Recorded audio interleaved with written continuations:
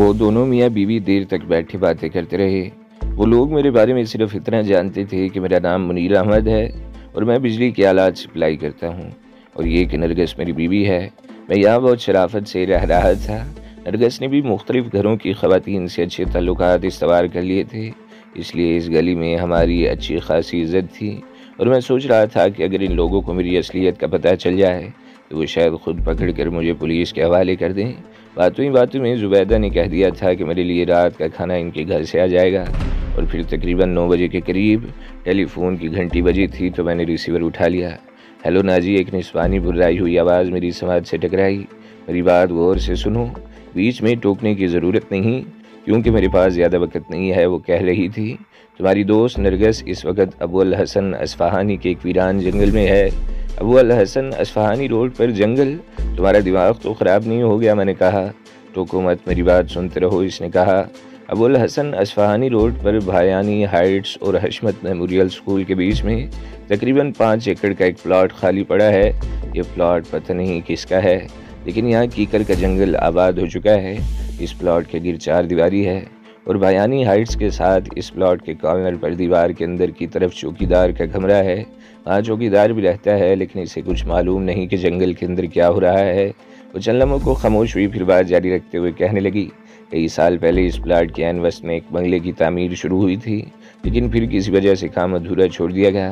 بنگلے کا اسٹرکچر اب بھی وہاں موجود ہے اور نرگس کو وہیں پہنچا دیا گیا ہے۔ اس کی حفاظت کے لیے وہاں صرف ایک آدمی ہے۔ تم کوشش کرو تو نرگس کو وہاں سے نکال سکتے ہو۔ تم کون ہو؟ اور ٹوکو مت اور میری بات سنتے رہو۔ اس عورت نے میری بات کاٹ دی۔ میرے پاس زیادہ وقت نہیں ہے، میں تمہیں ایک آخری بات بتانا چاہتی ہوں۔ نرگس کو وہاں سے نکال کر تم یہاں نہیں آؤ گے جہاں اس وقت بیٹھے ہوئے ہو تو پھر کہاں جاؤں گا؟ میں نے پوچھا۔ ایک نمبر نوٹ کرو، اس نے کہا، اور نمبر نوٹ کرانے کے بعد بولی، یہ بنگلہ گلشن اقبال کے بلاک 13D1 میں ہے۔ کالٹیکس پیٹرول پمپ سے ذرا آگے بائیں طرف گلی سے اس بلاک میں داخل ہو کے تو چند گز آگے بائیں طرف کی گلی میں الٹے ہاتھ وہ بنگلہ ہے، آسانی سے تلاش کر لو گے۔ تم نرگس کو لے کر سیدھے وہیں پہنچو گے اور میری اجازت کے بغیر وہاں سے باہر نہیں نکلو گے۔ تم کون ہو اور ہم سے یہ ہمدردی کیوں؟ میں نے پوچھا۔ تفصیل بتانے کا وقت نہیں، لیکن میرے بارے میں بھی جلد ہی جان لو گے۔ فی الحال اللہ نگہبان، دوسری طرف سے کہا گیا، اور اس کے ساتھ ہی لائن منقطع ہو گئی۔ میں نے ریسیور رکھ دیا اور ریحان اور زبیدہ کی طرف دیکھنے لگا۔ خیریت؟ کوئی خاص بات؟ ریحان نے پوچھا۔ اس نے میرے چہرے کے تاثرات سے اس فون کال کی اہمیت کا اندازہ لگا لیا تھا۔ میرے ایک دوست کا فون تھا، میں نے جواب دیا۔ اسے اندیشہ ہے کہ نرگس کو تاوان کے لیے اغوا نہ کیا گیا ہو۔ آج کل اس قسم کی وارداتیں تو ہو رہی ہیں، لیکن میری سمجھ میں نہیں آتا کہ یہ کیا چکر ہے۔ وہ کون لوگ ہیں اور نرگس کو کیوں اغوا کیا گیا ہے؟ اگر تاوان کے لیے اغوا کیا گیا ہوتا تو انہیں اب تک مجھ سے رابطہ کرنا چاہیے تھا۔ وہ لوگ بہت ہوشیار ہوتے ہیں، ریحان بولا۔ جب تک پولیس کی سرگرمیاں اور تمہاری بھاگ دوڑ کم نہیں ہوگی وہ تم سے رابطہ نہیں کریں گے۔ یہی تو سوچ کر پریشانی ہو رہی ہے کہ وہ بیچاری نہ جانے کہاں اور کس حال میں ہوگی۔ میں نے کہا، میں اب بات ختم کر دینا چاہتا تھا اور میری خواہش تھی کہ اب وہ لوگ چلے جائیں، اور آخر کار 10 منٹ بعد زبیدہ اٹھ گئی۔ کھانا تیار ہو گیا ہوگا، میں ریحان صاحب سے کہلوا دوں گی، تم وہیں آ کر کھا لینا۔ آؤ جی۔ آخری 2 الفاظ اس نے اپنے شوہر کی طرف دیکھتے ہوئے کہے تھے۔ ان کے جانے کے بعد میں نے فون کا ریسیور اٹھا لیا اور رنگا کا نمبر ملانے لگا۔ کال اس وقت بھی اس بھاری آواز والے نے ریسیو کی۔ مجھے حیرت تھی کہ 3 دن سے میری کال یہ آدمی کیوں ریسیو کر رہا تھا، حالانکہ اس سے پہلے میں نے جب بھی کال کی تھی کال حریری ہی ریسیو کرتی تھی، اور اب بھی لائن ملنے پر گھنٹی بجتی تھی تو میں اس کی سریلی آواز سننے کا منتظر رہتا تھا، لیکن ہر مرتبہ پہاڑی کوے جیسی یہ بھاری آواز میری سماعت سے ٹکرائی۔ رنگا اس وقت بہت بیزی ہے باجا، میری آواز سنتے ہی دوسری طرف سے کہا گیا۔ آپ 2 گھنٹے بعد فون کرنا، کسی کو بہت ضروری بات ہے، میں نے کہا۔ دوسری طرف سے تقریباً 1.5 منٹ تک خاموشی رہی، پھر رنگا کی آواز سنائی دی۔ ہاں باجا، ذرا جلدی بولو، میں اس وقت بہت مصروف ہوں۔ اس کی اس انداز گفتگو سے میں چونکے بغیر نہیں رہ سکا۔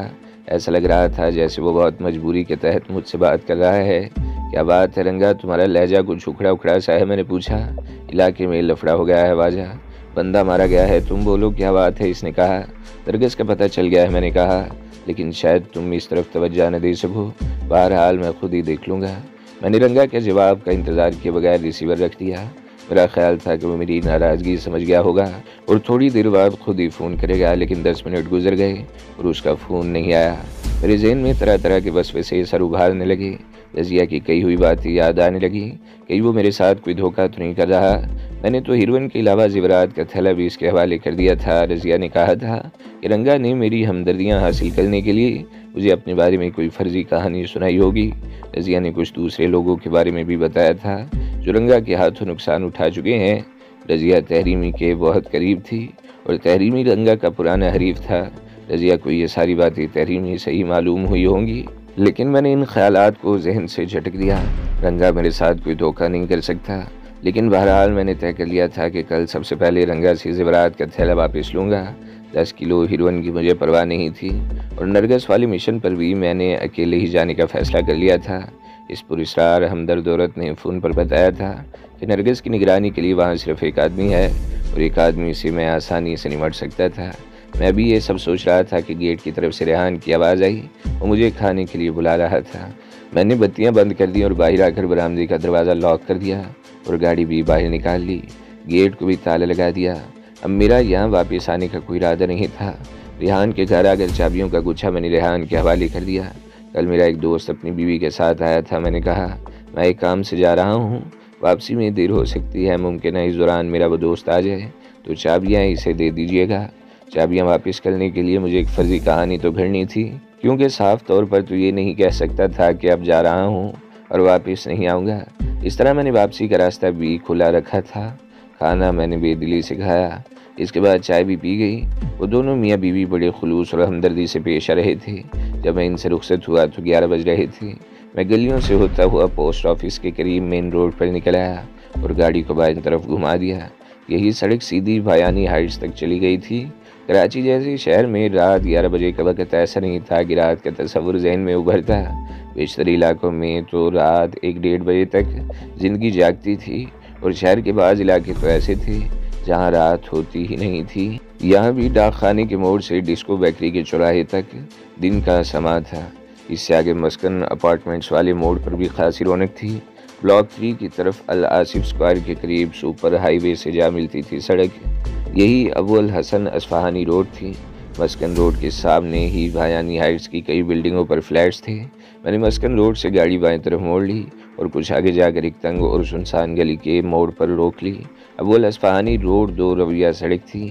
بیچ میں ٹریفک آئی لینڈ تھا جس میں پودے لگے ہوئے تھے. میں گاڑی میں بیٹھا سڑک کی دوسری طرف بھیانی ہائٹس کے بغل میں اس وسیع اور ریز پلاٹ کی طرف دیکھنے لگا جو واقعی کیکر کے جنگل میں تبدیل ہو چکا تھا.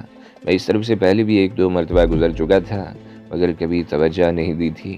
باؤنڈری وال تقریباً 5 فٹ اونچی تھی جس کے ساتھ کوڑے کے ڈھیر لگے ہوئے تھے. دیوار کی دوسری طرف تاریک جنگل تھا. البتہ بھیانی ہائٹس کی طرف دیوار کے کارنر پر اندر کی طرف چوکیدار کا کمرہ تھا. وہیں اس کمرے میں عام درفت کے لیے ایک چھوٹا سا روشن دان بھی تھا جس سے بلب کی روشنی نظر آ رہی تھی. میں نے گاڑی آگے بڑھا دی اور اسے گھما کر پلاٹ سے آگے ملحق سکول والی گلی میں لے گیا اور چند گز کا فاصلہ طے کر کے اسے پچھلی گلی میں موڑ دیا. یہ تنگ سی گلی تھی. ایک طرف ماچس کی ڈبیا کی طرح ایک دوسرے سے ملے ہوئے مکان تھے اور دوسری طرف ان کے سامنے کیکر کے جنگل کا پچھلا حصہ تھا. اس طرف بھی 5-6 فٹ اونچی دیوار تھی لیکن اندر داخل ہونے کا کوئی راستہ نہیں تھا. میں گاڑی موڑ کر واپس لے آیا اور مین روڈ پر آہستہ آہستہ بھیانی ہائٹس کی طرف بڑھاتا رہا. میں گہری نظروں سے جنگل کی دیوار کا جائزہ لے رہا تھا لیکن کہیں بھی کوئی گیپ دکھائی نہیں دیا. میں نے گاڑی ذرا آگے لے جا کر روک دی. سڑک پر ٹریفک کی آمد رفت جاری تھی. میں گاڑی میں بیٹھا ادھر ادھر دیکھتا رہا. میرے خیال میں چوکیدار کا کمرہ ہی ایک ایسا راستہ تھا جہاں سے اس جنگل میں داخل ہوا جا سکتا تھا. 10 منٹ گزر گئے اور پھر اسی دیوار میں وہ چھوٹا سا دروازہ کھلتے دیکھ کر میں چونک گیا. اندر سے 2 آدمی برآمد ہوئے تھے. ایک لمبے قد کا جوان آدمی تھا جس نے پینٹ اور ٹی شرٹ پہن رکھی تھی اور دوسرا آدمی ادھیڑ عمر جس نے شلوار قمیض پہنی ہوئی تھی.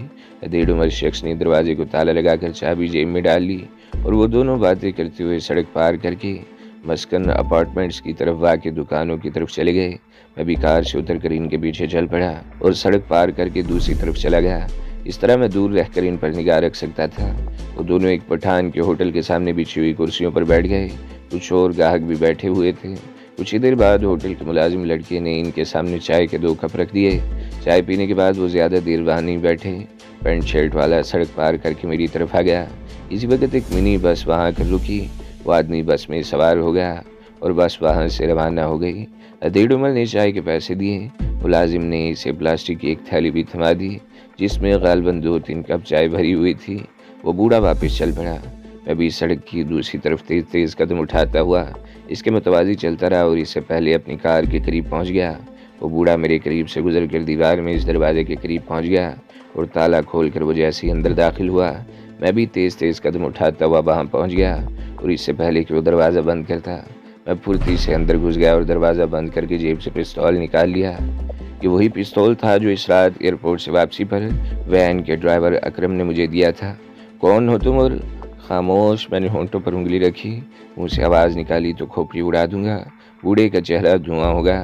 میں نے بڑی پھرتی سے دروازے کا کنڈا چڑھا دیا۔ یہاں کتنے آدمی ہیں؟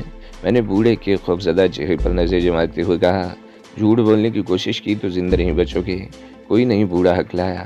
اکیلا ہوں، دیکھ لو۔ اور یہ چائے کس کے لیے ہے جبکہ تم خود پی کر آ رہے ہو؟ میں نے پوچھا۔ اپنے لیے لایا ہوں۔ اس کا چہرہ خوف کی شدت سے دھواں ہو رہا تھا۔ میں نے ادھر ادھر دیکھا، کمرے کی دوسری طرف بھی ایک دروازہ تھا جو بند تھا۔ وہ آدمی کون تھا جو یہاں سے گیا تھا؟ میں نے سوال کیا۔ میرا بھتیجا ہے، سرکاری دفتر میں کلرک ہے، کبھی کبھی مجھے ملنے کو آ جاتا ہے، بوڑھے نے جواب دیا۔ وہ اپنے خوف پر قابو پانے کی کوشش کر رہا تھا۔ جنگل کے اندر اس بنگلے میں عورت کے ساتھ کتنے آدمی ہیں؟ میں نے پوچھا۔ بوڑھا اچھل پڑا، اس کی آنکھوں میں بے پناہ خوف ابھر آیا۔ کوئی نہیں صاحب جی، جنگل میں کوئی بنگلہ نہیں ہے، وہ وہاں کوئی نہیں ہے۔ بوڑھا اب خوف سے ہولے ہولے کانپنے لگا تھا۔ میرا دل تو چاہا کہ اس کے منہ پر گھونسا مار کر 1-2 دانت باہر نکال دوں، لیکن یہ کمرہ لبے سڑک تھا۔ اس کی چیخ کی آواز سن کر سڑک پر سے گزرنے والا کوئی بھی شخص متوجہ ہو سکتا تھا۔ میں نے آگے بڑھ کر پستول کی نال اس کی کن پٹی سے لگا دی۔ وہ اپنے پیروں پر کھڑا نہیں رہ سکا اور جھلنگا سی چارپائی پر گر گیا۔ میں نے ایک پیر چارپائی کی پٹی پر رکھا اور پستول کی نال ایک بار پھر اس کی کن پٹی سے لگا دی۔ اب اگر تم نے زبان نہیں کھولی تو کھوپڑی اڑا دوں گا، میں گرایا۔ بتاتا ہوں، اس نے ہکلاتے ہوئے ایک ہاتھ اٹھایا۔ وہاں صرف ایک آدمی ہے، یہ چائے میں اسی کے لیے لایا تھا، وہ چائے کے لیے میرا انتظار کر رہا ہے۔ اور پھر اس نے بہت سی باتیں بتا دی۔ اس کے کہنے کے مطابق اس پلاٹ کا مالک ایک بہت بڑا سیٹ ہے جو یہاں کبھی نہیں آیا۔ وہ خود ہر مہینے کی 2 تاریخ کو تنخواہ لینے کے لیے اس کے دفتر چلا جاتا ہے۔ ایک آدمی نے اسے بڑی رقم کا لالچ دے کر چند روز کے لیے جنگل کے اندر واقع وہ بنگلہ استعمال کرنے پر آمادہ کر لیا تھا اور اسے یقین دلایا تھا کہ کسی کو پتہ نہیں چلے گا اور اس پر بھی کوئی حرف نہیں آئے گا۔ وہ لوگ 2 دن پہلے ایک عورت کو لے کر یہاں آئے تھے۔ اس سے 1 دن پہلے انہوں نے بنگلے کا فرش وغیرہ صاف کر دیا تھا۔ وہ عورت کو عیاشی کے لیے نہیں لائے تھے، وہ قیدی تھی اور بہت خوفزدہ تھی۔ اس بوڑھے کے کہنے کے مطابق ایک آدمی صبح سے شام تک اور ایک آدمی شام سے صبح تک اس عورت کی نگرانی کرتا ہے۔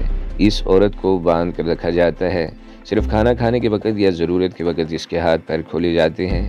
اس بنگلے کا راستہ کس طرف سے ہے؟ میں نے پوچھا۔ اس دروازے کی دوسری طرف۔ اس نے اندرونی دروازے کی طرف اشارہ کیا۔ یہ خودرو کیکر کا جنگل ہے، ہر طرف کانٹے ہی کانٹے ہیں، لیکن بنگلے تک کا راستہ صاف ہے۔ میں نے اس کا نام پوچھا اور پھر کونے میں پڑی ہوئی ایک رسی اٹھا کر اس کے ہاتھ پیر پشت پر باندھ دیے اور منہ میں کپڑا ٹھونس کر اس پر بھی پٹی باندھ دی تاکہ وہ کسی طرح منہ سے کپڑا نکال کر چیخنا شروع نہ کر دے۔ چوکیدار کو باندھنے کے بعد میں ایک بار پھر ادھر ادھر دیکھنے لگا۔ چارپائی کے نیچے لوہے کا ایک ٹرنک پڑا ہوا تھا اور 2 جوڑے پرانے جوتوں کے تھے۔ کمرے کے کونے میں 1 سال خوردہ سی چھوٹی میز تھی جس پر مختلف چیزیں پڑی ہوئی تھیں۔ اس کے اوپر دیوار پر ایک آئینہ بھی ٹنگا ہوا تھا۔ دروازے کے قریب ہی دیوار کے ساتھ ایک مٹکا بھی رکھا تھا۔ جلنگا سی چارپائی پر تکیے کے قریب ایک ٹارچ بھی رکھی ہوئی تھی۔ میں نے وہ ٹارچ اٹھا لی اور دوسری طرف کا دروازہ کھول کر باہر آ گیا۔ اس طرف گنجان درخت اور گہری تاریکی تھی۔ جینگروں اور دیگر حشرات الارض کی آوازیں بڑا پراسرار تاثر دے رہی تھیں۔ ٹارچ کی روشنی میں میں نے پہلے ادھر ادھر دیکھا اور پھر مجھے وہ پگڈنڈی سی نظر آ گئی۔ وہ کوئی باقاعدہ راستہ نہیں تھا، طرف سے جھاڑیاں کچھ دب گئی تھیں، اوپر اور دائیں بائیں کچھ شاخیں کاٹ دی گئی تھیں۔ اس طرح کیکر کے ان گنجان درختوں کے درمیان اتنا راستہ بن گیا تھا کہ کسی قدر محتاط ہو کر چلا جا سکتا تھا۔ میں ٹارچ کی روشنی میں آگے بڑھتا رہا۔ میرے بائیں ہاتھ میں ٹارچ تھی اور دائیں ہاتھ میں پستول جسے میں نے قدرے پیچھے رکھا ہوا تھا۔ چاروں طرف آبادی کے بیچ میں یہ گنجان جنگل بڑا عجیب سا لگ رہا تھا۔ تقریباً 50 گز آگے جا کر جیسے ہی دائیں طرف مڑا مجھے وہ مدھم سی روشنی نظر آ گئی۔ روشنی بہت مدھم تھی۔ اس بنگلے میں کسی جگہ غالباً کیروسین جل رہا تھا۔ سوکھی ہوئی شاخیں اور خشک جھاڑیاں میرے پیروں کے نیچے دب رہی تھیں جس سے چچراہٹ کی آواز پیدا ہو رہی تھی۔ کون ہے وہ؟ ایک گراتی ہوئی آواز سن کر میں چونک گیا۔ میں ہوں، قلندر چائے لے کر آیا ہوں۔ मैंने रोके बगैर आगे बढ़ते हुए जवाब दिया। मैंने टॉर्च वाला हाथ आगे करके निकाल रखा था और इसका रुख सामने कर रखा था ताकि मैं खुद रोशनी के हाले से भी बचा रहूं। दरमियानी कद का वो शख्स बरामदे में खड़ा था। टॉर्च की रोशनी इसके जिस्म के निचले वाले हिस्से पर पड़ी। इसके हाथ में पिस्तौल नजर आ गया। आओ यार, बहुत देर से इंतज़ार कर रहा था। वो पिस्तौल जेब में रखता हुआ अंदर की तरफ मुड़ गया। मैं बरामदे से होता हुआ दरवाजे में दाखिल हो गया। ये बंगले का पुराना स्ट्रक्चर था और जाहिर है दरवाजे और खिड़कियों के पट वगैरह नहीं थे। ये हॉल कमरा था और रोशनी बाएं तरफ के कमरे से नजर आ रही थी। वो शख्स इस कमरे में गया था, मैं भी इसकी तरफ बढ़ गया। वो शख्स कमरे के कोने में रखी हुई छोटी मेज पर झुका हुआ था, गालबन कप उठा रहा था। इसकी पुश्त मेरी तरफ थी। इस तरह मुझे कमरे का जायजा लेने का मौका मिल गया। बहुत बड़ा कमरा था। एक दूसरे से फासले पर 2 चारपाइयाँ बिछी हुई थी। एक चारपाई खाली थी और दूसरे पर नरगिस पड़ी थी। इसके दोनों पैर टखनों के करीब रस्सी से बंधे हुए थे, जबकि दोनों हाथ अलग अलग चारपाई की पट्टियों से बंधे हुए थे। नरगिस के जिस्म पर लिबास बराए नाम ही था। इसके बाल बिखरे हुए थे और चेहरे और जिस्म के बाद हिस्सों पर खराशें नजर आ रही थी। इसके चेहरे पर खौफ और आंखों में बेपनाह वहशत थी। कमरे की पिछली तरफ कुशादा खिड़की की जगह थी। बाएं तरफ वो ब्लॉक रखकर इन पर कूलर रखा हुआ था, जिसके ऊपर एक गिलास भी टंगा हुआ था। मेज के करीब दीवार पर एक छोटा सा शेल्फ लगा हुआ था, जिस पर केरोसिन लैंप जल रहा था। नरगिस की हालत देखकर मुझे अंदाज़ा लगाने में दुश्वारी पेश नहीं आई कि यहाँ इसके साथ क्या कुछ होता रहा है। वो इस वक्त जाग रही थी। पहले तो इसने तवज्जो नहीं दी, लेकिन मेरे चेहरे पर नज़र पड़ती ही जैसे ही वो चौंक सी गई, मैंने इसे खामोश रहने का इशारा कर दिया। तुम चाय कपों में डालो, कलंदर मैं इसे खोलता हूँ। मेज़ पर झुका वो शख्स सीधा हो गया और फिर जैसे ही मेरी तरफ मुड़ा एकदम उछल गया। कौन हो तुम? वो हकला कर रह गया। इसके चेहरे पर से हवाइयाँ सी उड़ने लगी। तुम्हारी मौत, मैंने गुर्रा कर कहा। तुम अपनी जगह से हरकत नहीं करोगे वरना तुम्हारी खोपड़ी उड़ा दूंगा। इस शख्स ने पतलून की जेब की तरफ हाथ बढ़ाना चाहा, लेकिन मैंने पिस्तौल से इशारा किया तो इसका हाथ रुक गया। इस तरफ दीवार के साथ खड़े हो जाओ, मैंने तहुकमाना लहजे में कहा। तुम्हारा मुंह दीवार की तरफ होना चाहिए और दोनों हाथ सर से ऊपर दीवार पर। इस शख्स ने मेरे हुक्म की तामील करने में देर नहीं लगाई। मैंने एक बार फिर इधर उधर देखा। मेज़ पर 2 सेब और इनके करीब एक छुरी भी रखी हुई थी। मैंने टॉर्च मेज़ पर रखकर पिस्तौल बाएं हाथ में पकड़ लिया और दाएं हाथ से छुरी उठाकर नरगिस वाली चारपाई के करीब आ गया और इसके हाथों की बंदिशें काटने लगा। दोनों हाथ खुलते ही नरगिस उठकर बैठ गई। मैंने छुरी इसके हवाले कर दी और वो पैरों पर बंधी हुई रस्सी काटने लगी। मैं पिस्तौल दाएं हाथ में लेकर इस शख्स की तरफ मुतवज्जा हो गया। मेरे हुक्म पर वो शख्स मेरी तरफ मुड़ गया। इसने दोनों हाथ अब भी सर पर उठा रखे थे। यहाँ आकर तुमने वाकई बहादुरी का सबूत दिया है, वो शख्स कह रहा था, लेकिन तुम तहरीमी को नहीं जानते। अगर तुम इस लौंडिया को यहाँ से ले जाने में कामयाब भी हो गए तो तुम्हें कहीं भी छुपने की जगह नहीं मिलेगी। वो तुम्हें पाताल से भी ढूंढ निकालेगा। तहरीमी से मैं निमट लूँगा, पहले तुम्हारा बंदोबस्त तो कर लूँ, मैंने जवाब दिया। और इससे पहले कि वो कोई कदम उठाता, गैर मुतवक्किल सूरत हाल सामने आ गई। नरगिस ने अचानक ही चीखते हुए इस शख्स पर छुरी से हमला कर दिया था। नरगिस अपने मकसद में कामयाब तो नहीं हो सकी, लेकिन इस शख्स को मौका मिल गया। इसने बड़ी फुर्ती से अपने आप को बचाते हुए नरगिस को गिरफ्त में ले लिया और एक झटके से छुरी भी नरगिस के हाथ से निकलकर ज़मीन पर गिर गई। मेरे लिए बड़ी मुश्किल सूरत हाल पैदा हो गई। इस शख्स ने नरगिस को गिरफ्त में लेकर अपने सामने ढाल बना रखा था और मैं गोली भी नहीं चला सकता था। नरगिस अपने आप को छुड़ाने की जद्दोजहद कर रही थी और फिर वो इस शख्स को साल लेती हुई ज़मीन पर गिर गई। गिरते हुए वो शख्स इसके ऊपर आया था। इस तरह मुझे मौका मिल गया। मैंने बड़ी तेज़ी से आगे बढ़कर इसके सर पर ज़ोरदार ठोकर मारी। वो शख्स बिलबिला उठा।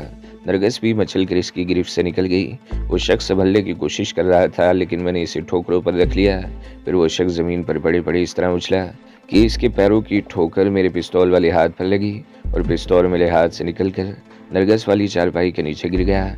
इसके पैर की ठोकर मेरी पिंडली पर लगी। मैं लड़खड़ा गया, लेकिन फौरन ही संभल कर इस शख्स पर हमला आवर हो गया। तो दोस्तों, अगली किस्त सुनने के लिए हमारे चैनल को ज़रूर सब्सक्राइब करें, वीडियो को लाइक करें और बेल के आइकन पर भी क्लिक कर दें, ताकि हर जो आने वाली वीडियोज़ हैं वो आपको सबसे पहले मिलती रहें।